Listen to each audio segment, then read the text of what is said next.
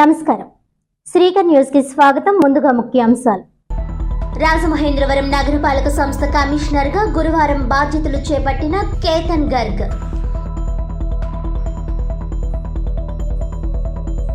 28న మంత్రి దుర్గేష్, ఎమ్మెల్యే ఆదిరెడ్డిలకు సత్కారం.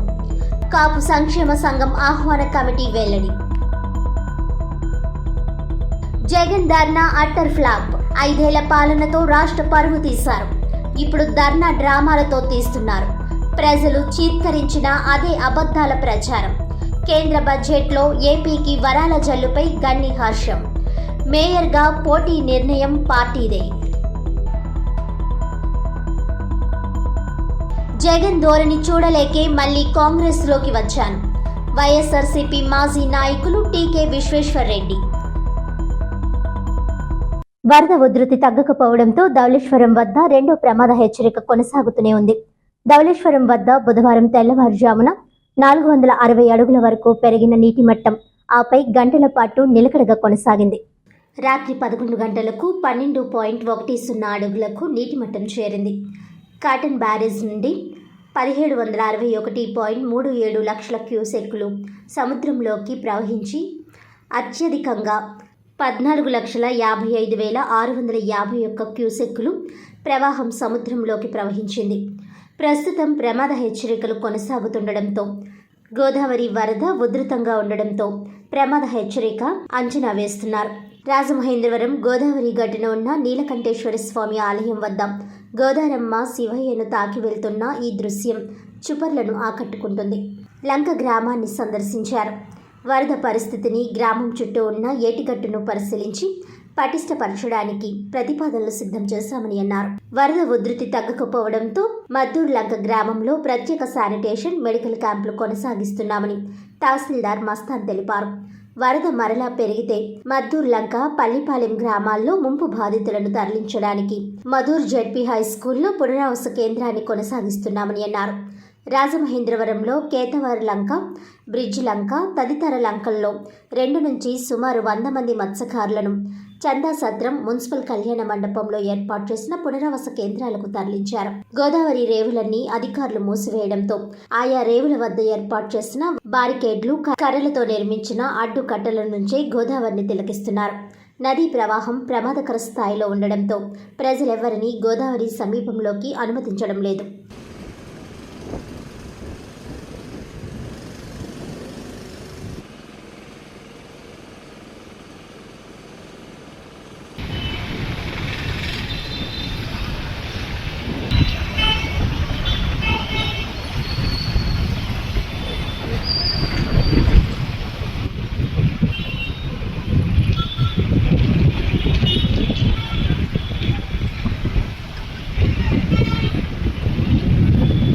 రాజమహేంద్రవరం నగరపాలక సంస్థ కమిషనర్గా కేతన్ గర్గ్ గురువారం బాధ్యతలు స్వీకరించారు. నగరపాలక సంస్థ కార్యాలయం ఛాంబర్ నందు మున్సిపల్ అదనపు కమిషనర్ పిఎం సత్యవేణి వద్ద నుండి పదవి బాధ్యతలు చేపట్టారు. గతంలో ఆయన అనంతపురం జిల్లా జాయింట్ కలెక్టర్గా పనిచేస్తూ రాజమహేంద్రవరం మున్సిపల్ కమిషనర్గా బదిలీపై రావడం జరిగింది. రాజస్థాన్కి చెందిన కార్గ్ 2018 ఐఏఎస్ అధికారిగా ఎంపికవడం జరిగింది. సహాయ కలెక్టర్, ట్రైనీ కలెక్టర్గా 17/7/2019 నుంచి 7/8/2020 వరకు విజయనగరంలో పనిచేయడం జరిగింది. తదుపరి సబ్ కలెక్టర్గా రాజంపేటలోని 10/8/2020 నుంచి 24/1/2022 పనిచేశారు. ఉమ్మడి అనంతపురం జాయింట్ కలెక్టర్గా 24/1/2022 నుంచి 4/4/2022 వరకు, తిరిగి అనంతపురం జాయింట్ కలెక్టర్గా 4/4/2022 నుంచి 22/7/2024 వరకు పనిచేశారు. ఈ సందర్భంగా అదనపు commissioner PM Satyaveni, superintendent engineer G Panduranga Rao, city planning officer GVSN Murthy, Venkataramana, ఇతర అధికారులు, మున్సిపల్ సిబ్బంది అభినందనలు తెలియజేశారు. ఎన్నికల్లో ప్రజలు చీత్కరించిన జగన్మోహన్ రెడ్డి ఆలోచన విధానంలో ఎలాంటి మార్పు రాలేదని, ఆంధ్రప్రదేశ్లో ప్రజాస్వామ్యాన్ని పరిరక్షించాలని ఢిల్లీలో జగన్మోహన్ రెడ్డి చేపట్టిన ధర్నా అట్టర్ ఫ్లాప్ అయిందని తెలుగుదేశం పార్టీ రాష్ట్ర ప్రధాన కార్యదర్శి గన్ని కృష్ణ అన్నారు. జగన్ చేపట్టిన ధర్నాకు ప్రతిపక్ష పార్టీ నాయకులెవరూ స్పందించలేదని, ఒక్క సమాజ్వాదీ పార్టీకి చెందిన అఖిలేష్ యాదవ్ మాత్రమే వాస్తవాలు తెలియక వెళ్లారని గన్ని అన్నారు. తన కార్యాలయంలో ఏర్పాటు చేసిన విలేకరుల సమావేశంలో ఆయన మాట్లాడారు.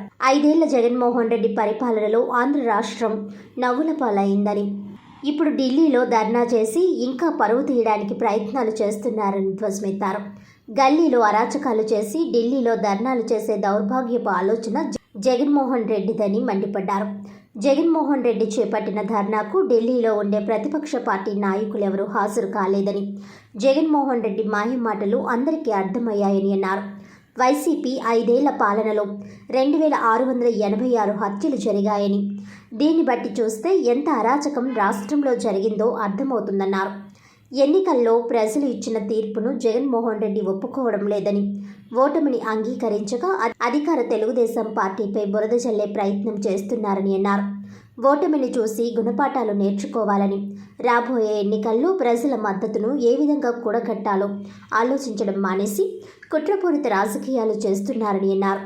5 ఏళ్ల వైసీపీ పాలనలో ప్రవేశపెట్టిన సంక్షేమ పథకాలు ప్రజలకు ఎందుకు చేరువ కాలేదో అనే కారణాలను రాబట్టాల్సింది పోయి అధికార కూటమిపై అసత్యాలు పలికి ప్రజలను మోసం చేసే ప్రయత్నాలు చేస్తున్నారని ధ్వజమెత్తారు. 2014-2019 సంవత్సరంలో తెలుగుదేశం పార్టీ అధికారంలో ఉండగా జగన్మోహన్ రెడ్డి బాబాయ్ వైఎస్ వివేకానందరెడ్డి హత్యకు గురయ్యారని, అప్పుడు ప్రతిపక్ష నేతగా ఉన్న జగన్ సిబిఐ విచారణ వేయాలని కోరారని, అయితే 2019 ఎన్నికల్లో ముఖ్యమంత్రిగా బాధ్యతలు చేపట్టిన జగన్మోహన్ రెడ్డి తన బాబాయ్ హత్య కేసులో సిబిఐ దర్యాప్తు జరిపించాలని ఎందుకు పట్టుబట్టలేదని గన్ని ప్రశ్నించారు. అయితే ఈ విషయాన్ని తెలుగుదేశం పార్టీ నేతగా తాను ప్రశ్నించడం లేదని జగన్మోహన్ రెడ్డి సోదరి షర్మిలారెడ్డి ప్రశ్నించిందని గన్ని గుర్తు చేశారు. వినుకొండలో జరిగిన హత్య వారి వ్యక్తిగత కారణాలతో జరిగితే ఆ హత్యను రాజకీయ హత్యగా మార్చి కూటమిపై బురద జల్లే ప్రయత్నం చేస్తున్నారని మండిపడ్డారు. 5 ఏళ్ల వైసీపీ పాలనలో అడుగడుగునా దాడులు జరిగాయని, మాస్కులు అడిగిన డాక్టర్ సుధాకర్ని ఏ విధంగా హింసించి చనిపోయేలా చేశారో రాష్ట్ర ప్రజలు చూశారని అన్నారు. వైసీపీకి చెందిన ఎమ్మెల్సీ తన కారు డ్రైవర్ను చంపి డోర్ డెలివరీ చేస్తే అతనికి రాచ మర్యాదలు చేసి పార్టీ సమావేశాల్లో ప్రాధాన్యత ఇచ్చి పక్కన కూర్చుండబెట్టుకున్న ఘనత జగన్మోహన్ రెడ్డికి దక్కుతుందన్నారు. ఎన్నికల్లో అరాచకాలు సృష్టించిన పిన్నెల్లి రామకృష్ణారెడ్డి లాంటి రౌడీలను జగన్ ప్రోత్సహించడం వలన ప్రజలు ఆ పార్టీని తిరస్కరించారని అన్నారు. నారా లోకేష్ దగ్గర ఉన్న రెడ్ బుక్లో చట్టాలను అతిక్రమించి తప్పులు చేసిన అధికారుల పేర్లు ఉన్నాయని, అధికారంలోకి వచ్చిన తర్వాత వారిపై ఇంకా ఎలాంటి చర్యలు లోకేష్ చేపట్టలేదని పార్టీ శ్రేణులే చెబుతుండగా వైసీపీ నాయకులు మాత్రం రెడ్ బుక్ పేరు చెప్పగానే వణికిపోతున్నారని అన్నారు. కేంద్ర ప్రభుత్వం ప్రవేశపెట్టిన బడ్జెట్లో మునుపెన్నడూ లేని విధంగా ఆంధ్రప్రదేశ్ రాష్ట్రంపై వరాల జల్లు కురిపించారని, బీజేపీతో కూటమిగా వెళ్లిన నారా చంద్రబాబు నాయుడు, పవన్ కళ్యాణ్లకు ఈ సందర్భంగా ఘనికృష్ణ అభినందనలు తెలిపారు. ఆంధ్రప్రదేశ్ రాష్ట్రంపై కనికరం చూపిన ప్రధానమంత్రి నరేంద్ర మోడీ, కేంద్ర ఆర్థిక మంత్రి నిర్మలా సీతారామన్లకు ఘనికృష్ణ కృతజ్ఞతలు తెలిపారు.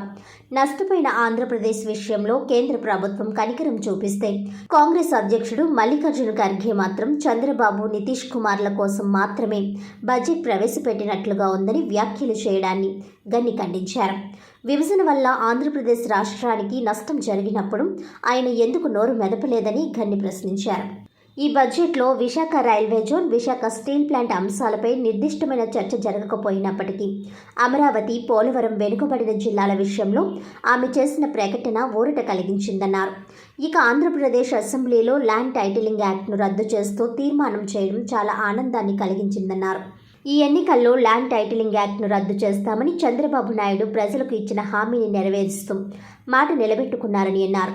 అలాగే తెలుగుదేశం పార్టీ వ్యవస్థాపకులు నందమూరి తారక రామారావు ఏర్పాటు చేసిన హెల్త్ యూనివర్సిటీకి ఎన్టీఆర్ హెల్త్ యూనివర్సిటీగా నామకరణం చేయగా జగన్మోహన్ రెడ్డి అధికారంలోకి వచ్చాక దానికి వైఎస్ఆర్ హెల్త్ యూనివర్సిటీగా పేరును మార్చడం, దానిపై ఆంధ్రప్రదేశ్ ప్రజలు అడుగడుగునా ఆందోళన చేపట్టడం జరిగిందని తెలిపారు. అయితే హెల్త్ యూనివర్సిటీకి తిరిగి ఎన్టీఆర్ పేరును పునరుద్ధరణ చేస్తూ అసెంబ్లీలో తీర్మానం చేయడంపై గన్ని హర్షం వ్యక్తం చేశారు. ఆర్యాపురం అర్బన్ బ్యాంక్ ఎన్నికల్లో కూటమి విజయం సాధించడం చాలా సంతోషమని, అయితే ఆర్థికపరమైన సంస్థల్లో రాజకీయ ప్రమేయాలు ఉండకూడదనేది తన అభిప్రాయమని అన్నారు. రాబోయే కార్పొరేషన్ ఎన్నికల్లో మేయర్గా తాను పోటీ చేయడం అనే నిర్ణయం రాజమహేంద్రవరం సిటీ రూరల్ నాయకత్వం నిర్ణయంతో పాటు పార్టీ అధిష్టానం నిర్ణయం చాలా ముఖ్యమని, పార్టీ శ్రేణులు పార్టీ నాయకత్వం సూచిస్తే తాను దేనికైనా సిద్ధమని విలేకరులు అడిగిన ప్రశ్నకు సమాధానంగా చెప్పారు.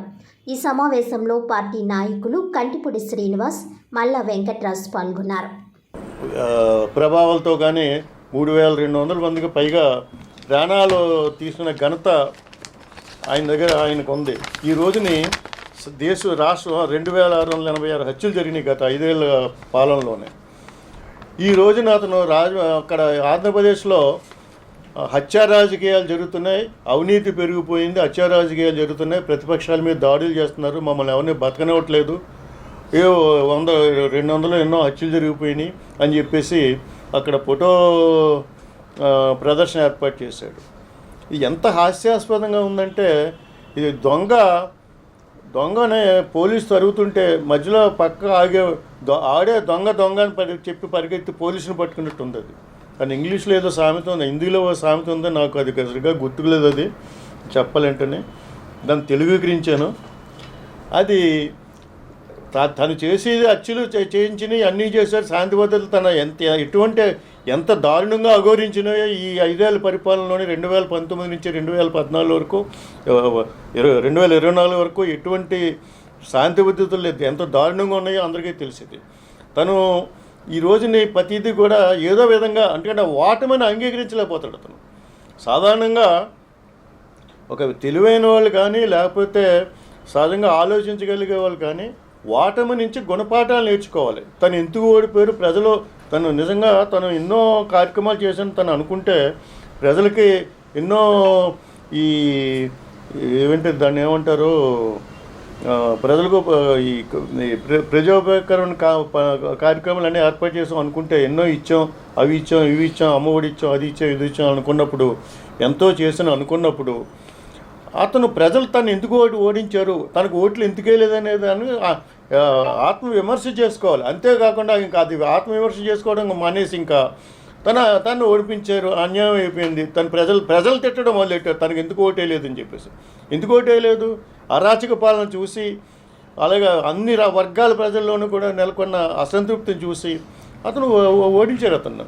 అంతే తప్పితే ఇంకోటి దానికి కారణం తెలుసుకుని ఆ కారణాలు అన్వేషించుకుని సరిదిద్దుకుని మళ్ళీ భవిష్యత్తు వైపు పార్టీని పునర్నిర్మించుకుని భవిష్యత్తు వైపు అడుగులేయాలి. అది మానేసి ఇక గవర్నమెంట్ వచ్చి ఇంకా తెలుగుదేశం గవర్నమెంట్ ఫార్మ్ అయ్యి ఇంకా 1 నెల పూర్తయిందో లేదో ఇంకా అప్పుడే మొదలెట్టేశాడు. చాలా దారుణంగా ఉంది, హత్యా రాజకీయాలు జరిగిపోతున్నాయి, అది ఇది అని చెప్పేసి. మరి 2014 నుంచి 2019 ఈ మధ్యకాలంలో తన అపోజిషన్లో ఉన్నాడు. చంద్రబాబు నాయుడు గారు ముఖ్యమంత్రిగా ఉన్నాడు. అప్పట్లో తన బాబాయ్ హత్య జరిగింది. తన బాబాయ్ హత్య జరిగినప్పుడు అప్పుడు ఎందుకు ధర్నా చేయలేదు ఢిల్లీ వెళ్ళి? అప్పుడు సిబిఐ వాళ్ళని అడిగాడు, సిబిఐ దర్యాప్తు కావాలని అడిగాడు. అప్పుడు తను అపోజిషన్ లీడర్గా ఉండగా వన్స్ ఈ బికేమ్ సీఎం, నాకు సిబిఐ దర్యాప్తు వద్దను, మామూలుగా ఈ పోలీసులు దర్యాప్తు చేయమన్నాడు. అంటే అప్పుడు ఆయన సొంత చెల్లెలే అడిగింది. ఇప్పుడు ఈ మాట మనం అనేది కదా, ఆయన సొంత చెల్లెలే అడిగింది. మరి ఆ రోజున నువ్వు ఎందుకు ఢిల్లీలో ధర్నా చేయలేదు? బాబాయిని దారుణంగా హత్య జరిగినప్పుడు ఢిల్లీలో నువ్వు ధర్నా ఎందుకు చేయలేదు, ఈరోజు ఎందుకు చేస్తున్నావు అని చెప్పేసి. తన చరిత్ర, వైసీపీ చరిత్ర మనకు బాగా తెలుసు. ఎందుకంటే అక్కడ దళిత డాక్టర్ సుధాకర్ని పిచ్చి కుక్కను కొట్టినట్టు నడి రోడ్డు మీద కొట్టి హింసించి అతను ఎందుకు కేవలం అతను ఏంటంటే మాస్కులు అడిగాడు. అతను ఓ డాక్టర్ ఏంటి, కరోనా టైంలో మాస్కులు కావాలి, మాస్కులు లేకుండా ఎలా చేస్తుంటే దానికోసం అతని మీద కేసులు పెట్టడం, బనాయించడం, అతను పిచ్చివాడిగా ముద్రించడం, అతన్ని అల్టిమేట్గా అతను చనిపోవడం జరిగింది. అదేవిధంగా ఇంకా చాలా చోట్ల గుంటూరులో, అదేవిధంగా ఇక్కడ దళితుల మీద ఇక్కడ జరిగిన ఘోరాలు కానీ ఎన్నో రకాలుగా జరిగినాయి. ఇవన్నిటి గురించి మాట్లాడలేదు. అప్పుడు దాని గురించి ఎందుకు మాట్లాడలేదు? ఆ అరాచకాలు అధికారంలో ఉండగా జగన్మోహన్ రెడ్డి అనుసరించిన ప్రజా వ్యతిరేక విధానాలను చూడలేకే తాను తిరిగి కాంగ్రెస్ పార్టీలో చేరానని గోదావరి పరిరక్షణ సమితి అధ్యక్షుడు టీకే విశ్వేశ్వర్ రెడ్డి వెల్లడించారు. గురువారం స్థానిక పేపర్ మిల్ ఎదురుగా ఉన్న కృష్ణసాయి కళ్యాణ మండపంలో ఏర్పాటు చేసిన విలేకరుల సమావేశంలో ఆయన మాట్లాడారు. తొలుత నగర కాంగ్రెస్ అధ్యక్షుడు బాలేపల్లి మురళీధర్ మాట్లాడుతూ గత 30 ఏళ్లుగా కాంగ్రెస్ పార్టీలో వివిధ పదవులు నిర్వహించి అటు పార్టీకి ప్రజలకు సేవలు అందించిన విశ్వేశ్వర్రెడ్డి తిరిగి సొంత కూటికి రావడం శుభ పరిణామమని వ్యాఖ్యానించారు. విశ్వేశ్వర్రెడ్డికి సాదర స్వాగతం పలికారు. రాబోయే రోజుల్లో రాష్ట్రంలోనూ కేంద్రంలోనూ కాంగ్రెస్ హవా ఖాయమని షర్మిలారెడ్డి ఈసారి సీఎం కాగలరని ధీమా వ్యక్తం చేశారు. టీకే విశ్వేశ్వర్రెడ్డి తన ప్రసంగాన్ని కొనసాగిస్తూ జగన్ విధానాలపై ధ్వజమెత్తారు. గతంలో తాను పలుమార్లు సీఎం జగన్ కోసం వెళ్ళినప్పుడు ఆయన ఏనాడు తనకు ఇంటర్వ్యూ ఇవ్వలేదని, కార్యకర్తలను కనీసం మనుషుల్లా కూడా చూడలేదని విశ్వేశ్వర్రెడ్డి ఆరోపించారు. అలాంటి చేదు అనుభవాల నుంచి దూరంగా ఉండాలనే ఉద్దేశ్యంతో తిరిగి తన సొంత కాంగ్రెస్ పార్టీలోకి వచ్చినట్లు వెల్లడించారు. ఈ నెల 23న విజయవాడలో పీసీసీ అధ్యక్షురాలు షర్మిలారెడ్డి మార్టిన్ సమక్షంలో పార్టీలో చేరినట్లు చెప్పారు. గతంలో తాను నగర కాంగ్రెస్ కార్యదర్శి నుంచి పీసీసీ కార్యదర్శిగా వివిధ హోదాలలో పదవులు నిర్వహించి అటు పార్టీకి ప్రజలకు సేవలు అందించినట్లు గుర్తు చేశారు. వైఎస్ఆర్ రాజశేఖర్ రెడ్డి చనిపోయాక వాళ్ళ అబ్బాయికి అండగా ఉండాలనే ఉద్దేశ్యంతో వైఎస్ఆర్ కాంగ్రెస్లోకి వెళ్లానని, అయితే తండ్రిలో ఉన్న సానుకూల దృక్పథం జగన్లో ఏమాత్రం కనిపించలేదని ఆయన దుయ్యబట్టారు. వైఎస్ఆర్పై ఉన్న అభిమానంతో చాలా మంది వైఎస్ఆర్ కాంగ్రెస్ పార్టీలో చేరారని, కానీ జగన్ ఎవరిని పట్టించుకోలేదని విమర్శించారు.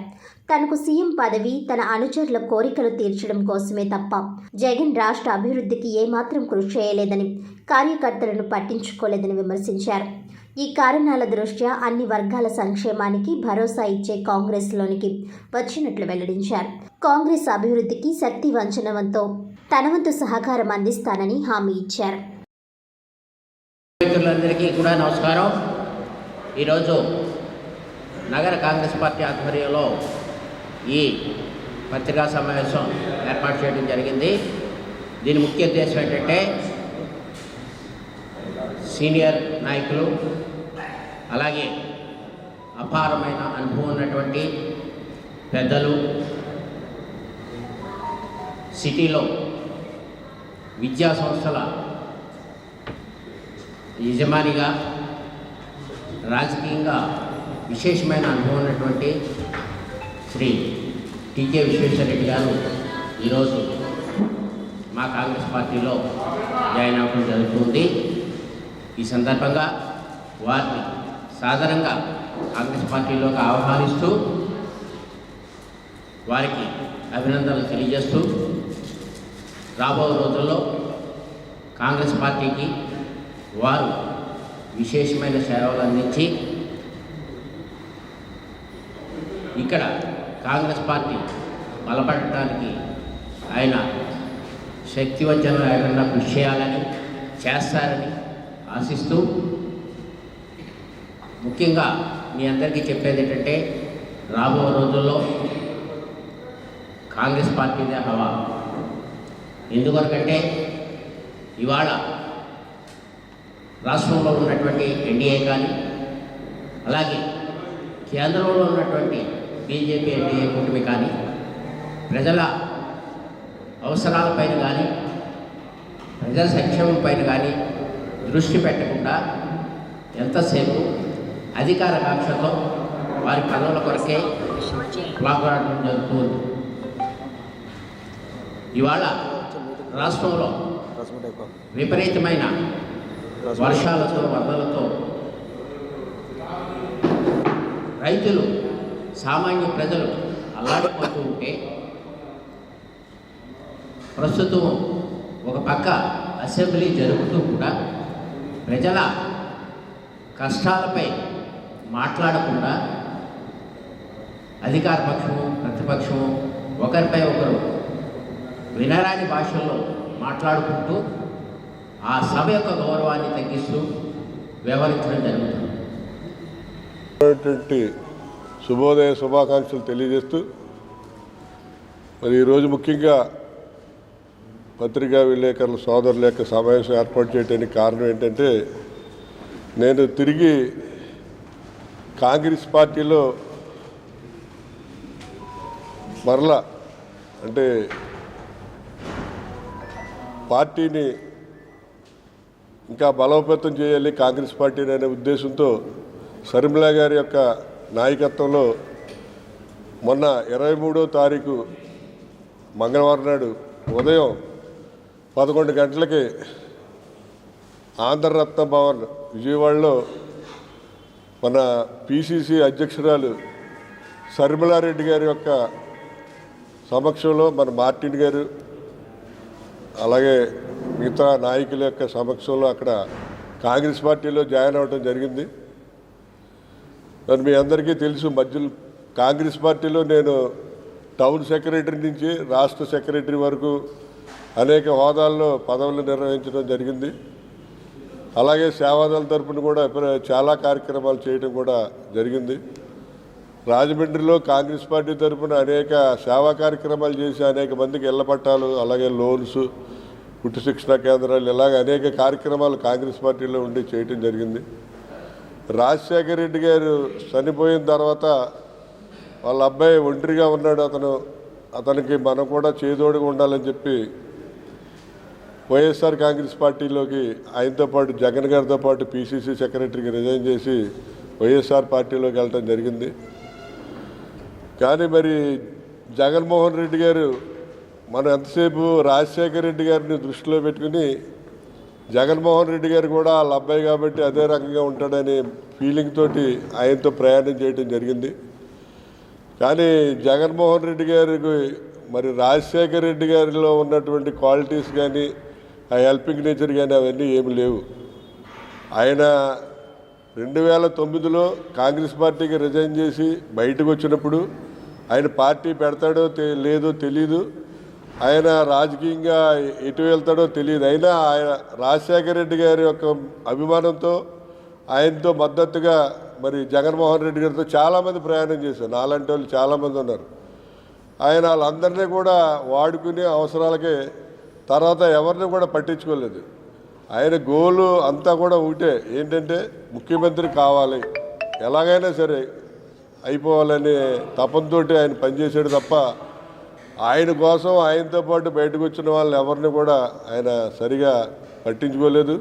ఈరోజు టీకే విశ్వేశ్వరరెడ్డి గారు మరి గతంలో కాంగ్రెస్ పార్టీ సీనియర్ నాయకుడిగా రాష్ట్ర సేవాదళ కార్యక్రమాలు అమలు చేసే దాంట్లో ప్రథమ స్థానంలో ఉన్నారు. అదేవిధంగా వైఎస్ రాజశేఖర రెడ్డి గారికి శిష్యుడిగా, అదేవిధంగా ఆంధ్రప్రదేశ్ కాంగ్రెస్ కమిటీ సమైక్యాంధ్ర అలా ఉండేటప్పుడు పిసిసి సెక్రటరీగా మరి కాంగ్రెస్ పార్టీకి ఎన్లైన్ సేవలు చేశారు. కొంతకాలం తటస్థంగా ఉంటూ మరి వైఎస్ఆర్ పార్టీలో ఉన్నప్పటికే మరి మొన్న ఆంధ్రప్రదేశ్ కాంగ్రెస్ కమిటీ చీఫ్ షర్మిలారెడ్డి గారి యొక్క నేతృత్వంలో, మరి షర్మిలారెడ్డి గారి యొక్క నాయకత్వంలో మరి షర్మిలారెడ్డి గారి చేతుల మీదుగా వారు మన కాంగ్రెస్ పార్టీలో ఆంధ్రరత్న భవన్లో జాయిన్ అవ్వడం జరిగింది. మరి వారు కాంగ్రెస్ పార్టీలో చేరడం వల్ల ఈ యొక్క తూర్పుగోదావరి జిల్లాలో ఉండేటువంటి కాంగ్రెస్ పార్టీ శ్రేణులు అందరూ కూడా హర్షం వ్యక్తం చేస్తున్నారు. ప్రధానంగా ఈరోజు మరి వారి యొక్క చేరికతో మరి రాజమండ్రిలో మరి కాంగ్రెస్ పార్టీ మరింత బలోపేతం అవుతుంది. వారిని రాకను మరి మేమందరం కూడా స్వాగతిస్తున్నాం. వారు కాంగ్రెస్ పార్టీలో చేరిన తర్వాత ఇప్పటికే నిన్న షర్మిలారెడ్డి గారి ప్రోగ్రాం తాడేపల్లిగూడ నందమూరులో వెళ్ళి నిన్న పెద్ద ఎత్తున వారితో పాటు పాల్పంచుకోవడం కూడా జరిగింది. త్వరలో షర్మిలారెడ్డి గారు కూడా ఈ జిల్లాకు వచ్చేస్తున్నారు. రేపు మధ్యాహ్నం 3 గంటలకు ఆంధ్రప్రదేశ్ కాంగ్రెస్ కమిటీ పిసిసి మాజీ అధ్యక్షులు సాకే శైలేంద్ర కూడా రాజమండ్రి వచ్చేస్తున్నారు. వారు కూడా రేపు మీ పత్రికా సమావేశంలో కూడా మాట్లాడడం జరుగుతుంది. విద్యా సంస్థల పరంగా ప్రముఖమైన స్థానం ఉన్న టీకే విశ్వేశ్వరరెడ్డి గారు కాంగ్రెస్ పార్టీలో తిరిగి జాయిన్ అవడం అనేది కాంగ్రెస్ పార్టీ శ్రేణులందరికీ కూడా ఒక నూతన ఉత్తేజాన్ని ఇచ్చే అంశం. టీకే విశ్వేశ్వరరెడ్డి గారు కాంగ్రెస్ పార్టీలో వివిధ విభాగాల్లో అనేక సంవత్సరాలు కాంగ్రెస్ పార్టీకి సేవ చేయడం జరిగింది. కొన్ని కారణాల చేత ఆయన కాంగ్రెస్ పార్టీకి దూరం అవడం, ఇవాళ రాష్ట్రంలో షర్మిలారెడ్డి గారి నాయకత్వంలో మనం చూస్తున్నాం. ఆవిడ పిసిసి ప్రెసిడెంట్ అయ్యాక అనేక మంది శాసనసభ్యులు, అనేక మంది నాయకులు కాంగ్రెస్ పార్టీలో జాయిన్ అవ్వడం, ఇవాళ ఇతర పార్టీలో నాయకులు కూడా కాంగ్రెస్ పార్టీ శ్రేణులతో సంప్రదింపులు జరపడం మనం చూస్తున్నాం. అందులో భాగంగా విశ్వేశ్వరరెడ్డి గారు షర్మిలారెడ్డి గారి నాయకత్వాన్ని బలపరుస్తూ మన తూర్పుగోదావరి జిల్లా కాంగ్రెస్ పార్టీ శ్రేణులందరికీ కూడా ఆయన అనుభవాన్ని, ఆయన కాంగ్రెస్ పార్టీలో వివిధ విభాగాల్లో పనిచేశాడు, ఆ అనుభవాన్ని అంతా కూడా కాంగ్రెస్ పార్టీ శ్రేణులకి తెలియపరుస్తూ మా అందరికీ కూడా ఒక మంచి మార్గనిర్దేశం చేస్తారని, కాంగ్రెస్ పార్టీ ఇలాంటి చేరికలతో ఖచ్చితంగా పునర్వైభవం వస్తుందని చెప్పి తెలియజేస్తుంది. ఈ నెల 28వ తేదీ ఆదివారం హోటల్ ఆనంద్ రీజెన్సీలో కాపు సంక్షేమ సంఘం ఆధ్వర్యాన రాష్ట్ర పర్యాటక, సాంస్కృతిక, సినిమాటోగ్రఫీ శాఖ మంత్రి కందుల దుర్గేష్, సిటీ ఎమ్మెల్యే ఆదిరెడ్డి శ్రీనివాసులకు అభినందన సత్కార సభ నిర్వహించనున్నారు. స్థానిక గణేష్ చౌక్లోని రాజమండ్రి ప్రెస్ క్లబ్లో గురువారం ఏర్పాటు చేసిన మీడియా సమావేశంలో సంఘం గౌరవ అధ్యక్షులు రామినేడి మురళి, అధ్యక్షుడు అల్లూరి శేషనారాయణరావు, గౌరవ సలహాదారు దొండపాటి సత్యంబాబు, ప్రధాన కార్యదర్శి చింతం వీరబాబు వెల్లడించారు. ఇటీవల జరిగిన సార్వత్రిక ఎన్నికల సందర్భంగా కాపులు పెద్దన్న పాత్ర పోషించాలని పవన్ కళ్యాణ్ ఇచ్చిన పిలుపు మేరకు కూటమి అభ్యర్థుల విజయానికి కాపు సంక్షేమ సంఘం కృషి చేసిందన్నారు. మే 1వ తేదీన జాంపేట శ్రీ ఉమా రామలింగేశ్వర కళ్యాణ మండపంలో నిర్వహించిన సభలో కూటమికి మద్దతు ప్రకటించామని గుర్తు చేశారు. ఆ రోజు వచ్చిన స్పందన చూశాక కూటమి గెలుపు తథ్యమని తేలిందని, నెగ్గాక అభినందన సత్కారాలు నిర్వహించాలని కూడా అప్పుడే అనుకున్నామని చెప్పారు.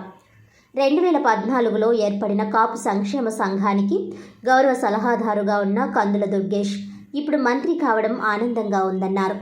ఎవరు ఏ పార్టీకి చెందినా కాపు సంక్షేమ సంఘం మాత్రం స్వతంత్రంగానే ఉంటుందని, ఏ పార్టీకి అనుబంధం కాదని అన్నారు. ఈ అభినందన సత్కారోత్సవానికి పార్టీలకు అతీతంగా కాపులంతా విచ్చేసి జయప్రదం చేయాలని కోరారు. సంఘం గౌరవ సలహాదారు మీసాల నాగు, గంధం భైరవస్వామి, జక్కంపూడి అర్జున్, మంచాల సునీల్, సత్యబాబు, శ్రీను, బంటి తదితరులు పాల్గొన్నారు. ఈ ఆర్గనైజేషన్ జనరల్ సెక్రటరీగా ఉన్నాను. ఆ రోజు పెద్దలు చెప్పినట్టుగా పవన్ కళ్యాణ్ గారి పిలుపు మేరకు కూటమి ఏదైతే కూటమి సపోర్ట్ అన్నారో దాన్ని ఉమారామలింగేశ్వర కళ్యాణ మండపంలో మొట్టమొదటిసారిగా బయటకు వచ్చి, అన్ని కులాలు ఉన్నా కూడా ఒక కాపు కులం మాత్రమే ఆ రోజు బయటకు వచ్చి మద్దతు ప్రకటించి ఇప్పుడు ఏదైతే ఘన విజయం సాధించాలో అందులో మేము కూడా కీలక పాత్ర వహించామండి. ఇంకొక సరే ఆ కార్యక్రమం అయిపోయిన తర్వాత కూటమిలో ఉన్న వాళ్ళందరూ కూడా సన్మానం చేయాలని నిశ్చయించుకున్నాం. ఇక్కడ సంతోషకరమైన విషయం ఏంటంటే, మాకు బాగా సంతోషకరం అంటే ఏదైతే 2014లో మేము ఈ ఆర్గనైజేషన్ స్టార్ట్ చేసామో దానికి ఈరోజు ఎవరైతే మినిస్టర్గా ఉన్నారో ఆయన గౌరవ సలహాదారుడు, కాపు సంక్షేమ సంఘానికి గౌరవ సలహాదారుడిగా కందుల దుర్గేష్ గారు. ఈరోజు ఆయనకి మినిస్టర్ అవ్వడం మాకు చాలా ఆనందకరంగా ఉంది. మళ్ళీ ఈరోజు ఇదే సంఘం నుంచి అతనికి సన్మానం చేయడం ఇంకా గొప్పగా ఉందండి. దీన్ని మేమందరం కూడా చాలా సంతోషించాల్సిన విషయం, సంతోషిస్తున్నాము. అట్లాగే రేపు జరగబోయే 28వ తారీఖు కార్యక్రమాన్ని మీ ద్వారా ప్రజలందరికీ కూడా తెలియపరిచి ఆ కార్యక్రమాన్ని విజయవంతం చేయాలని, దానికి మీ యొక్క కృషి, మీ యొక్క సపోర్ట్ కూడా కావాలని కోరుకుంటూ, ఏది ప్రజలకు చేరాలన్నా వారధి అనేది తప్పకుండా ప్రింట్ మీడియా, ఎలక్ట్రానిక్ మీడియా. మేము ఎప్పుడు కూడా ఈ సంక్షేమ సంఘం పార్టీకి సంబంధించిన మనుషులు ఉండొచ్చు, కానీ సంక్షేమ సంఘం మాత్రం ఏ పార్టీకి ఎఫిలియేట్ అవ్వడం కానీ కొమ్ము కాయడం కానీ వాళ్ళు పెట్టిన దగ్గర నుంచి లేదు.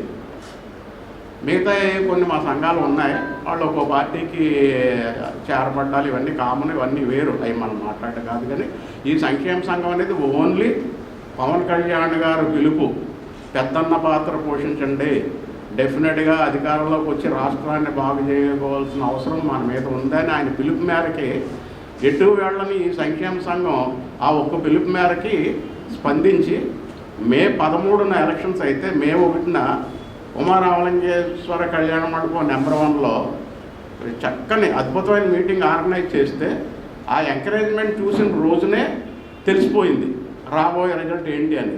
అంత అద్భుతమైన రెస్పాన్స్ ఆ రోజు వచ్చింది. అప్పుడు పెద్దలు మా నాగు గారు లాంటి వాళ్ళు, మా భైరవస్వామి, మా మురళి గారు అందరూ కూడా ఏమిటి డెఫినెట్గా మనం మళ్ళీ వీళ్ళకి ఇదే బ్యానర్ మీద అభినందన సత్కారం ఖచ్చితంగా చేద్దామండి. దీంట్లో మనమేమి కోరికలో ఇంకోటో బీసీల్లో చేర్చండి అవి ఇటువంటి ఏమీ కాన్సెప్ట్లు ఏమి వద్దు, చక్కగా వాళ్ళకి అభినందన సత్కారం చేద్దాం అని అప్పుడే అనుకున్నాం. నిజంగా అనుకున్న దానికన్నా అద్భుత విజయాన్ని ప్రజలు కానీ మా కాపు కుటుంబాలు కానీ 95% రాజమండ్రిలో ఆ రోజు జరిగిన మీటింగే దానికి పునాది. 95% ఓటింగ్ అలాగా కూటమికి పడిపోయింది. ఆ ఆనందంతో కూడా మేము ఈ అభినందన సత్కారాన్ని ఏర్పాటు చేసాం. సోదరులందరికీ కూడా ఇన్విటేషన్స్ ఇస్తాం. దయచేసి మీరు ఎన్ని పనులున్నా చక్కగా అక్కడ వచ్చి ఒక అరగంట స్పెండ్ చేసి దాన్ని కవర్ చేయడం ఒకటి.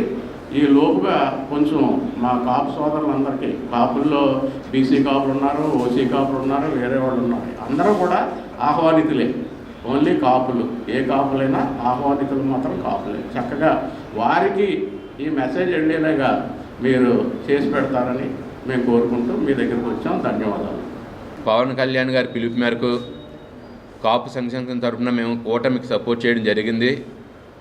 ఉమా రామలింగ కళ్యాణ మండపంలో మేము పెద్ద ఎత్తున బహిరంగ సభ పెట్టి ఆ సభలో వారికి మద్దతు తెలపడం జరిగింది. అదేవిధంగా కూటమి చాలా ఘన విజయం సాధించింది. ఆ ఘన విజయం సాధించిన కూటమి సభ్యులు ఎవరైతే ఉన్నారో ఆ ఎమ్మెల్యేలు కానీ, ఎంపీలు కానీ, మరి మంత్రులు కానీ వారికి సన్మానం చేయాలని నిర్ణయించుకున్నాం మేము కాపు సంక్షేమం తరఫున. అదేవిధంగా మరి సీనియర్ ఆటోగ్రాఫ్ మినిస్టర్ శ్రీ కందులు దుర్గేష్ గారికి, నగర శాసనసభ్యులు శ్రీ ఆదిరెడ్డి వాసు గారికి సన్మానం చేయాలని 28వ తారీఖు ఆదివారం సాయంత్రం 5 గంటలకి ఆనంద్ రెజెన్సీలో చేయాలని నిర్ణయించుకున్నాం.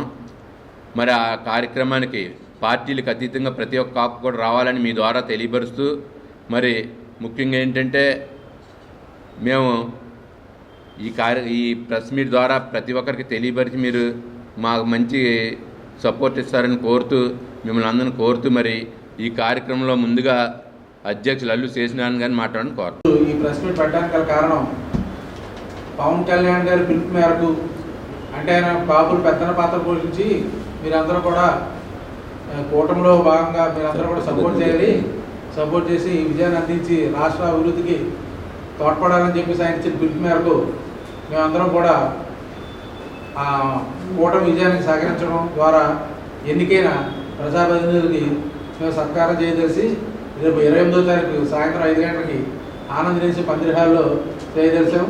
దాన్ని మీ ద్వారా అందరికీ, కాపు సోదరులకి, సోదరిమణులకి అందరూ కూడా తెలియజేయడం కోసం ఈ ప్రెస్ మీట్ నిర్వహించడం జరిగింది. దీన్ని మీ ద్వారా మీరు తెలియపరిచి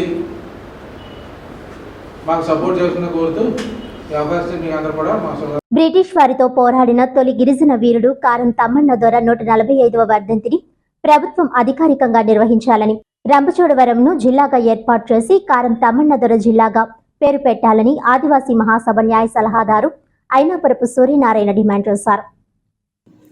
1839 నుండి బ్రిటిష్ వారికి వ్యతిరేకంగా సుదీర్ఘకాలం పోరాటం చేసిన రంపచోడవరం మండలం బందపల్లి గ్రామానికి చెందిన తొలి గిరిజన వీరుడు, స్వాతంత్ర సమరయోధుడు కారం తమ్మన్న దొర చరిత్రను వెలుగులోకి తెచ్చి భారతదేశ ప్రజలకు అందించిన ఎన్డీఏ ప్రభుత్వానికి ఆదివాసీ మహాసభ కృతజ్ఞతలు తెలియజేస్తుందన్నారు.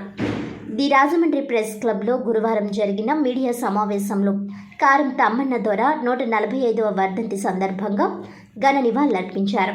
ఈ సందర్భంగా ఆయన మాట్లాడుతూ, భారతదేశానికి స్వాతంత్ర్యం వచ్చి 75 సంవత్సరాలైన సందర్భంగా జరిగిన ఆజాదీ కా అమృత్ మహోత్సవ సందర్భంగా కారం తమ్మన్న దొర చరిత్ర వెలుగులోనికి వచ్చిందన్నారు. స్వాతంత్ర పోరాటంలో ఆంధ్రప్రదేశ్ నుండి తొలి గిరిజన వీరునిగా, స్వాతంత్ర సమరయోధునిగా ఈయన చరిత్ర వెలుగులోనికి వచ్చినప్పటికీ ఆంధ్రప్రదేశ్లోని గత ప్రభుత్వం ఈ రాష్ట్రంలో తమ్మన్న దొరకు తగిన గుర్తింపు ఇచ్చే విధంగా చర్యలు తీసుకోలేదని ఆవేదన వ్యక్తం చేశారు.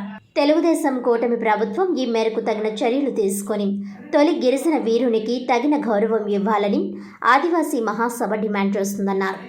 1840లోనే కారం తమ్మన్న దొర బ్రిటిష్ వారిపై తిరుగుబాటు లేవదీసి గెరిల్లా పోరాటం ద్వారా రంస వద్ద క్యాంపులో ఉన్న 12 మంది సైనికులను బాణాలతో హతమార్చి తెల్లదొరలకు సవాల్ విసిరారని అన్నారు. మల్కాజ్గిరి వద్ద కారం తమ్మన్న దొర తల నరికి 1880 జూలై 25న కార్పొలిక్ ఆయిల్లో ఉంచి తెల్లదొరలు రాజమండ్రి కోటగుమ్మం వద్ద ప్రదర్శనకు ఉంచారని అన్నారు. ప్రజలు ఈయన బందపల్లికి చెందిన కారం తమ్మన్న దొరగా విశ్వసించారని అన్నారు. ఎన్నికల సమయంలో నారా చంద్రబాబు నాయుడు జగ్గంపేటలో జరిగిన సభలో మాట్లాడుతూ, తాము అధికారంలోకి వస్తే రంపచోడవరం కేంద్రంగా జిల్లా ఏర్పాటు చేస్తామని హామీ ఇచ్చారని గుర్తు చేశారు. అతని కుటుంబ సభ్యులకు న్యాయం చేయడంలోనూ, ఆ పోరాట యోధునికి తగిన గౌరవాన్ని ఇవ్వడంలోనూ ప్రభుత్వాలు నిర్లక్ష్యంగానే వ్యవహరించాయని, ఇప్పటికైనా కారం తమ్మన్న దొరకు తగిన గౌరవం ఇవ్వాలని ప్రభుత్వాన్ని డిమాండ్ చేశారు.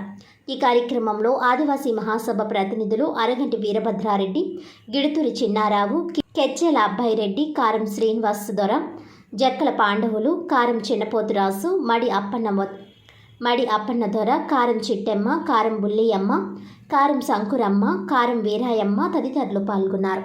1840లోనే బ్రిటిష్ వారికి వ్యతిరేకంగా పోరాటం చేసి వాళ్ళ ఆధిపత్యాన్ని ప్రశ్నించి గిరిజన ప్రాంతంలో మీ పెత్తనం ఏంటని ఆ రోజుల్లోనే మన్యంలో ఉండేటటువంటి గిరిజనులందరికీ కూడా ధైర్యం ఇవ్వడానికి ఆ రంపచోడవరం పక్కన ఉండేటటువంటి రంపలో ఉన్న క్యాంప్ మీద దాడి చేసి 12 మంది సైనికుల్ని హతమార్చి అప్పటి నుండి 1848 దాకా గెరిల్లా పోరాటాలు చేసి ఆ తర్వాత అదృశ్యమయ్యి పూర్తిగా మొత్తం అజ్ఞాతంలోనే ఉండి 1880 దాకా పోరాటం చేసినటువంటి సుదీర్ఘకాలం పాటు 40 సంవత్సరాల పాటు పోరాటం చేసినటువంటి కారం తమ్మన దొర 145వ వర్ధంతి సభ ఈరోజు అంటే జూలై 25ని ఆయన్ని మల్కజ్గిరి ప్రాంతంలో పట్టుకుని ఆయన తల నరికి రాజమండ్రి కోటగుమ్మం దగ్గర కార్బోలిక్ ఆయిల్లో పెట్టి మొత్తం అందరూ చూసేలా ప్రదర్శనకు పెట్టారు. బ్రిటిష్ వాళ్ళకి వ్యతిరేకంగా ఎవరైనా ఉంటే ఈ విధంగా జరుగుతుందని చెప్పడానికి. ఇంత చరిత్ర ఉన్నటువంటి కారం తమ్మన దొర సంబంధించి ఢిల్లీలో జరిగినటువంటి 75 సంవత్సరాలు స్వతంత్ర వచ్చిన సందర్భంగా ఢిల్లీలో జరిగినటువంటి ఆ సభల్లో అప్పుడు ఎన్డీఏ ప్రభుత్వం ఆంధ్రప్రదేశ్ నుంచి తొలి గిరిజన వీరుడిగా కారం తమ్మన దొరని స్మరించుకోవడం జరిగింది. అదే సందర్భంలో ఆంధ్రప్రదేశ్ నుంచి 2 మన్యం వీరులు ఉన్నారు. తొలి తరంలో కారం తమ్మన దొర, తర్వాత తరంలో అల్లూరి సీతారామరాజు అని చెప్పేసి సావనీర్స్ కూడా ప్రచురించడం జరిగింది. ఇంతటి చరిత్ర ఉన్నటువంటి కారం తమ్మన దొరని మొదటి నుంచి స్మరించుకోవడంలో కానీ ఆయనకి ఇవ్వాల్సినటువంటి ప్రాధాన్యత ఇవ్వడంలో కానీ ప్రభుత్వాలు విఫలమయ్యాయి. ఎన్డీఏ ప్రభుత్వం వాళ్ళు ఐడెంటిఫై చేసి ఈ చరిత్ర అంతా కూడా తీసి ఢిల్లీలో కూడా సావనీర్లు అయ్యి వేసిన తర్వాత మొత్తం ప్రపంచానికి, దేశానికి అందరికీ ఈ విషయం తెలిసిన తర్వాత కూడా గత ప్రభుత్వం తగిన ప్రాధాన్యత ఇవ్వలేదు. కాబట్టి ఎన్డీఏ ఇప్పుడు తెలుగుదేశం ప్రభుత్వం కారం తమ్మన దొరకి తగిన ప్రాధాన్యత ఇవ్వాలని, అదేవిధంగా ఆయన కుటుంబ సభ్యులు కూడా ఆ క్రమం 1880 దాకా కూడా అజ్ఞాతంలో ఉన్నారు. ఎందుకంటే 1880లో ఆయన బందపిల్లి ముఠాదారు, రంపచోడవరం మండలం బందపిల్లి ముఠాదారు. ఆ ముఠాదారుగా కూడా ఆయన వారసుల్ని 1880లో ఆయన చనిపోయిన తర్వాత, ఆయన చంపేసిన తర్వాత ఆ వారసులకి అప్పుడు 1880లో మళ్ళీ బందపిల్లి ముఠ అప్పగించారు. మనకి ఇక్కడ చూసుకున్నప్పుడు మహాత్మా గాంధీ 1869లో, జవహర్లాల్ నెహ్రూ గారు 1889లో, 1897లో అల్లూరి సీతారామరాజు, సుభాష్ చంద్రబోస్ వీళ్ళంతా అప్పుడు పుట్టారు. అలాగే బిర్సా ముండా కూడా 1875లో పుట్టాడు. స్వాతంత్ర సమరయోధులు వీళ్ళందరూ కూడా. అంటే కారం తమ్మన ద్వారా పోరాటం చేసే నాటికి, బ్రిటిష్ వాళ్ళకి వ్యతిరేకంగా 1840లో పోరాటం చేసే నాటికి వీళ్ళెవరూ కూడా పుట్టలేదు. అంటే అంత సుదీర్ఘంగా సాయుధ పోరాటం జరిగినటువంటి ప్రాంతం కూడా మనకు ఇప్పుడు అరకు పార్లమెంట్ నియోజకవర్గ పరిధితో పాటు ఇంకా ఒరిస్సా బార్డరు ఇదంతా కూడా ఉన్నాయి. ఈ చరిత్ర అంతా కూడా ప్రభుత్వం బయటికి తీయాలి. అదేవిధంగా 30 మంది ఒక దళంగా ఫార్మ్ అయ్యారు వీళ్ళు. ఈ 30 మందిలో మిగతా వాళ్ళ వివరాలు ఏంటి? ఒక ఆయన పోలీసులు అరెస్ట్ చేస్తే చనిపోయాడు. వీళ్ళకి సంబంధించినటువంటి చరిత్ర అంతా వివరాలన్నీ కూడా ప్రభుత్వం బయటికి తీసి వాళ్ళందరికీ కూడా న్యాయం చేయాలి. అయితే మా పితృడు అయిన కారం తమ్మన దొర గారి 145వ వర్ధంతి సందర్భంగా ఈ దినము ఇక్కడ జరుగుతున్న ఈ యొక్క మీటింగ్ అయితే మరి ముఖ్యంగా ఆదివాసీ హక్కుల పోరాట వీరుడు కారం తమ్మన దొర అయితే మొట్టమొదటిగా ఆయన పేరు అంటే ఈ యొక్క భారతదేశంలో ఆదివాసులకు ముద్దుబిడ్డగా కారం తమ్మన దొర అని ఈనాటి ఎన్డీఏ ప్రభుత్వం వారు అయితే గుర్తించడం జరిగిందండి. అయితే ఈయన 1839 నుంచి సుదీర్ఘంగా 1880 వరకు పోరాటం సాగించిన గొప్ప వీరుడు. అయితే ఈయన్ని స్మరించుకోవడం ఇప్పుడున్న కాలంలో చాలా ఇది గొప్పదని నేనైతే భావిస్తూ ఉన్నాను. ఎందుకంటే ఈయన మొట్టమొదటిగా ఆంగ్లేయులకి ఈయన విస్మరించిన మొదటి వ్యక్తి. ఈయన మొట్టమొదటిగా చెట్టు మొదల నుంచి చెట్టు చిగురు వరకు పన్నేయడంతో ఈయన వాళ్ళపైన వ్యతిరేకం కొనసాగించడం జరిగింది. 6వ తరం అండి ఇది. 6 మణమాళ్ళ భార్యలు అమ్మే 4 కూడా. ఇంకా వాళ్ళంతా శుభ్రం కాలం చేసినారు, ఎవ్వరు లేరు. మాకున్న భూమి కూడా కూత ఉన్నదండి, భూమి కూడా ఎక్కువ లేదు. మరి ఆయన ఆ రోజున సంపాదించినాడో లేదో మాకు తెలియదు. ఇంకా అలాగే ఆ భూమితో అలా లక్ష పంచేత బతుకుతున్నాం మేము. ఇంకా మొగోళ్ళు అన్నవారు లేరు మాకు. ఈ పిల్లాడు మర్ది గారు కొడుకు అండి, సీనుబాబు. ఇంకా మా కుటుంబం ఇంకా కలిసి మెలిసే బతుకుతున్నామండి ఇంతవరకు ఒక దిక్కునే. ముందుగా మీడియా మిత్రులకు, ఆదివాసీ మహాసభ వారికి నా హృదయపూర్వక నమస్కారాలు. మేము కారం తమ్మన్ గారి వంశస్థలం అండి. మా తాతగారు పూర్వం 1839 నుంచి 1848 వరకు 9 సంవత్సరాలు పోరాటం చేశారండి. బ్రిటిష్ వారికి వ్యతిరేకంగా. నా పేరు కారం శ్రీనివాస్ గారు అండి. బ్రిటిష్ వారికి వ్యతిరేకంగా పోరాటం చేశారండి 9 సంవత్సరాలు. తర్వాత మళ్ళీ అజ్ఞాతవాసంలోకి వెళ్ళిపోయి ఆయనే ముందు నడిపించి ఒక టీంని తయారు చేసుకొని రంప పోలీస్ స్టేషన్లో కూడా దాడి చేసి బ్రిటిష్ వాళ్ళని కూడా ఒక 12 మందిని హతమార్చిన గొప్ప స్వతంత్ర సమరయోధుడు కారం తమ్మన్ గారు. తర్వాత అల్లూరి సీతారామరాజు గారు వచ్చారు. సో తర్వాత వాళ్ళ కుటుంబం వాళ్ళు పోరాటం చేశారు. కానీ కారం తమ్మన్ గారికి కూడా కొంత గుర్తింపు అనేది కావాలని చెప్పేసి మా కారం తమ్మన్ గారి ఫ్యామిలీ నుంచి కోరుకుంటున్నాం. సో అలాగే పాడేరు జిల్లా చాలా దూరం, అందుకు తోడు ఇక్కడ నుంచి వెళ్ళాలంటే ఒక 200 కిలోమీటర్లు దాటి వెళ్ళాల్సి వస్తుంది. సో అలాగా గవర్నమెంట్ వారు ప్రత్యేకంగా ఒక జిల్లా అనేది ఏర్పాటు చేస్తారని చెప్పేసి అనుకుంటున్నారు. సో రంపచోడవరం జిల్లా హెడ్ క్వార్టర్గా పెడితే కనుక కారం తమ్మన్ గారి జిల్లా అనే పేరు పెట్టి జిల్లాగా మారుస్తారని చెప్పేసి మా తమ్మన్ గారి ఫ్యామిలీ నుంచి మేము కోరుకుంటున్నామండి. దివ్యాంగుల పట్ల వివక్షపూరిత వ్యాఖ్యలు చేసిన సీనియర్ ఐఏఎస్ అధికారిని స్మితా సబర్వాల్ పై చర్యలు తీసుకోవాలని దివ్యాంగుల హక్కుల సాధన సమితి ప్రతినిధులు డిమాండ్ చేశారు. రాజమండ్రి ప్రెస్ క్లబ్లో దివ్యాంగుల హక్కుల సాధన సమితి రాష్ట్ర అధ్యక్షులు యనమదల వెంకటేశ్వరరావు మీడియా సమావేశంలో మాట్లాడారు.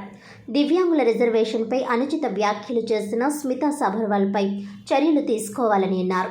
లేకపోతే ఉద్యమాన్ని ఉధృతం చేస్తామని హెచ్చరించారు. కేంద్ర రాష్ట్ర ప్రభుత్వాలు వెంటనే స్పందించాలని అన్నారు.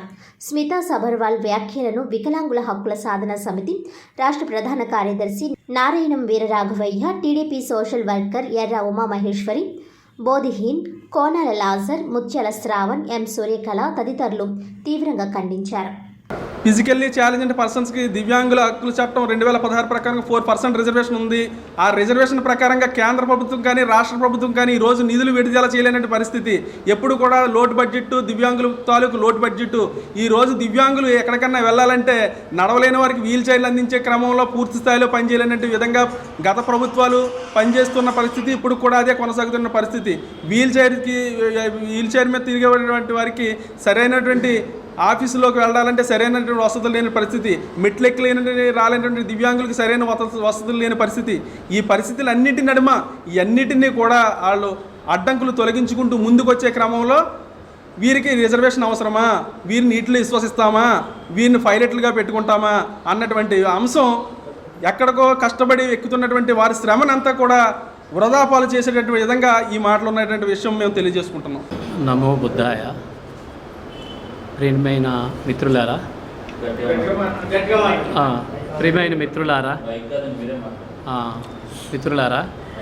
విలేకరి సోదరులారా, ముఖ్యంగా ఏమిటంటే నా పేరు బోధిహీను. బోధిహీన్ బౌద్ధ భిక్షువు, శ్రీలంక నుంచి వచ్చాను. ముఖ్యంగా ఆంధ్రప్రదేశ్లో ఉన్న ఇతిహాసాలు, బౌద్ధ స్తూపాలని పర్యవేక్షించే క్రమంలో, అట్లా తిరిగే క్రమంలో, నేను ప్రభుత్వం వారి దగ్గరికి ఈ విషయాలు చెప్పే క్రమంలో నిన్నే గుంటూరులో మంత్రులందరూ సన్మానం చేసుకుంటే ఆ కార్యక్రమంలో కూడా పాల్గొన్నాను. సోదరుడిలాగా అన్న దివ్యాంగులకి ఒక ఐఏఎస్ ఆఫీసరు ఇలాగా చాలా నీచంగా మాట్లాడింది, మా మనసులు చాలా గాయపడింది అన్నప్పుడు నా యొక్క మనోభావం కూడా నేను కూడా చాలా చింతిస్తున్నాను.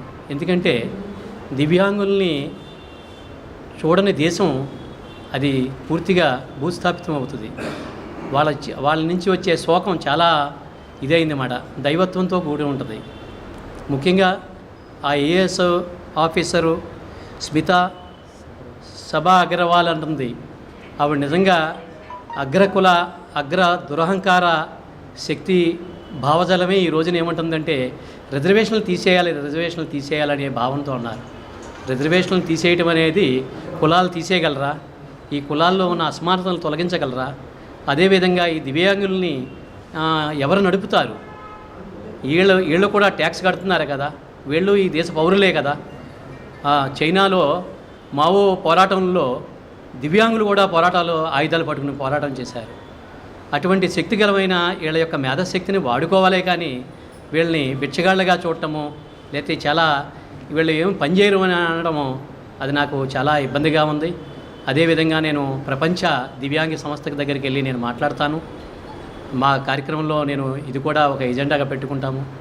ఆవిడ వెంటనే విధుల నుంచి తొలగించాలి. అదే కాకుండా ఆ రెడ్డి గారు ఉన్నారు కదా, ఆయన పేరేంటండి? ఆయన పేరు కాంగ్రెస్ పార్టీ రేవంత్ రెడ్డి గారికి బుద్ధి లేదా ఇలాంటి ఆఫీసులను పెట్టుకున్నారు అని నేను డైరెక్ట్గా చెప్తున్నాను. కాంగ్రెస్ పార్టీ వచ్చిందని నువ్వు ఎగురుతున్నావు, కానీ నీ వెనకాల ఇలాంటి అగ్రకులాల వాళ్ళు చేరి వాళ్ళ యొక్క నైజం చేపిస్తున్నారు. చాలా తప్పు, చాలా నీచమైనది, హేయమైనది అని నేను చేస్తున్నాను. అదే కాకుండా నేను ఒక పౌరుడిగా ఆమె మీద సివిల్ కేసు కూడా నమోదు చేస్తాను. ఎందుకంటే మన రాజ్యాంగబద్ధంగా యుద్ధం చేయాలంటే లక్షల రూపాయలు, ఈ రాజ్యాంగబద్ధంగా కోర్టుకు వెళ్ళడానికి లక్షల రూపాయలు కోరుకోవాల్సి వస్తుంది. అది కాకుండా సోదరుడు ఒక సంస్థ ఉంది, దాని ద్వారా మనం పోరాటం చేద్దామన్నారు. నమస్కారం, నా పేరు ఎర్ర ఉమామేశ్వరి. నేను దివ్యాంగుల హక్కుల సాధన సమితి ద్వారాగా టీడీపీ పార్టీ సోషల్ వర్కర్గా చేయడం జరుగుతుంది. ఈరోజు మా దివ్యాంగుల రిజర్వేషన్పై కించపరిచినట్లు మాట్లాడిన ఐఏఎస్ స్మితా సబర్వాల్ గారు మా దివ్యాంగుల ఆత్మవిశ్వాసాన్ని, మనోధైర్యాన్ని మీరు ఈ సర్వీస్లో ఎన్నాళ్ళు చూసి ఉండలేరు. అందుకే మా దివ్యాంగుల గురించి మీకు ఇప్పటివరకు తెలిసి ఉండదు. మా దివ్యాంగులు ఒక పనిని ఎప్పుడైనా చేయాలని అనుకుంటే ఆత్మవిశ్వాసంతో చాలా సక్రమంగా చేస్తాం. అది అందరికీ, ఈ సొసైటీ అందరికీ తెలుసు. కానీ మీరు ఇప్పటి వరకు గుర్తించలేరు. ఇప్పటికైనా గుర్తించి మా ఆత్మవిశ్వాసాన్ని, మనోధైర్యాన్ని పెంచేలా మీరు ముందుండాలని సభాపూర్వకంగా మాకు దివ్యాంగ రాష్ట్ర సభలో మా అందరికీ క్షమాపణ చెప్పాలని కోరుచున్నాను. అదనపు పంటపై జరిమానా మాఫీ చేయడం ద్వారా పొగాకు రైతుల డిమాండ్లపై సానుకూలంగా స్పందించిన కేంద్ర వాణిజ్య మంత్రి పీయూష్ గోయల్కి ఆంధ్రప్రదేశ్ రాష్ట్ర బీజేపీ అధ్యక్షురాలు రాజమండ్రి ఎంపీ దగ్గుబాటి పురంధేశ్వరి ధన్యవాదాలు తెలియజేశారు. ఈ మేరకు ఇటీవల వినతి పత్రం ఇచ్చామని, అలాగే రైతులతో సమావేశం కూడా జరిగినప్పుడు ఆ సమయంలో కేంద్ర మంత్రి హామీ ఇచ్చారని ఆమె గుర్తు చేశారు. తక్షణం చర్యలు తీసుకుని ఆ హామీని నెరవేర్చడం ఆనందంగా ఉందన్నారు. కేంద్ర మంత్రిని ఎంపీ పురంధేశ్వరి కలిసి పుష్పగుచ్చం ఇచ్చి కృతజ్ఞతలు తెలిపారు. అలాగే రైతుల పక్షాన ఉండి వారికి మద్దతుగా నిలిచినందుకు పొగాకు బోర్డుకు కూడా ఆమె కృతజ్ఞతలు తెలిపారు. కాగా పొగాకు బోర్డు చట్టం 1975 4/1975 ద్వారా విధించిన పరిమితులను సడలించడం, ప్రజా ప్రయోజనాల దృష్ట్యా అవసరమైన పరిస్థితులు తలెత్తాయని కేంద్ర ప్రభుత్వం సంతృప్తి చెందిందని, అందుచేతే పొగాకు బోర్డు చట్టం 1975లోని సెక్షన్ 30లోని సబ్సెక్షన్ 1 ద్వారా అందించిన అధికారులను వినియోగించుకుంటూ ప్రజా ప్రయోజనాల దృష్ట్యా కేంద్ర ప్రభుత్వం దీని ద్వారా సబ్సెక్షన్ 1లోని నిబంధనలు సడలించినట్లు కేంద్ర వాణిజ్య పరిశ్రమల శాఖ డిప్యూటీ సెక్రటరీ మౌనికా గౌర్ ఉత్తర్వుల్లో పేర్కొన్నారు. 2023-24 పంట సీజన్లో వేలం కోసం ఆంధ్రప్రదేశ్ రాష్ట్రంలో పేర్కొన్న చట్టంలోని సెక్షన్ 14A సెక్షన్ 10 సబ్సెక్షన్ 1తో నమోదిత సాగుదారులు అదనపు ఫ్లూ క్యూర్డ్ వర్జీనియా పొగాకు పంట విక్రయించడానికి అనుమతిస్తుందని తెలిపారు. జనసేన యువ నాయకులు బయ్యపునేడి సూర్య ఆధ్వర్యంలో స్థానిక ఆర్ట్స్ కాలేజ్లో క్రియాశీల సభ్యత్వం నమోదు మరియు విద్యార్థులకు అవగాహన కార్యక్రమం జరిగింది. ఈ కార్యక్రమానికి ముఖ్య అతిథిగా Janasena party Rajahmundry city incharge Anushri Satyanarayana పాల్గొని సభ్యత్వం ఎలా నమోదు చేసుకోవాలో, వాటి వల్ల వచ్చే ప్రయోజనాలని విద్యార్థులకు వివరించడం జరిగింది. ప్రతి ఒక్కరూ సభ్యత్వం నమోదు చేసుకోవాలని కోరారు. ఈ కార్యక్రమంలో సిటీ సంయుక్త కార్యదర్శి వట్టికుట్టి వేణుగోపాల్ కృష్ణ మరియు బయ్యపునేడి సూర్యమిత్ర బృందం పాల్గొనడం జరిగింది. వార్తలోని ముఖ్యాంశాలు మరోసారి. రాజమహేంద్రవరం నగరపాలక సంస్థ కమిషనర్గా గురువారం బాధ్యతలు చేపట్టిన కేతన్ గర్గ్.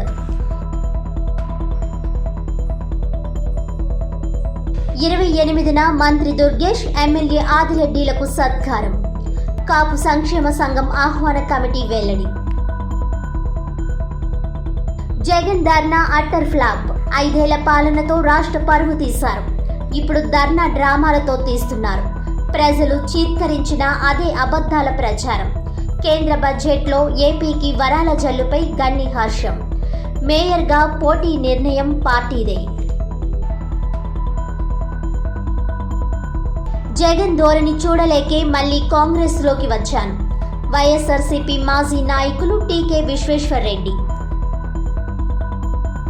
ఈనాటి వార్తలు ఇంతటితో సమాప్తం. తిరిగి వచ్చే బులెటిన్లో మళ్ళీ కలుద్దాం. అంతవరకు సెలవు. నమస్కారం.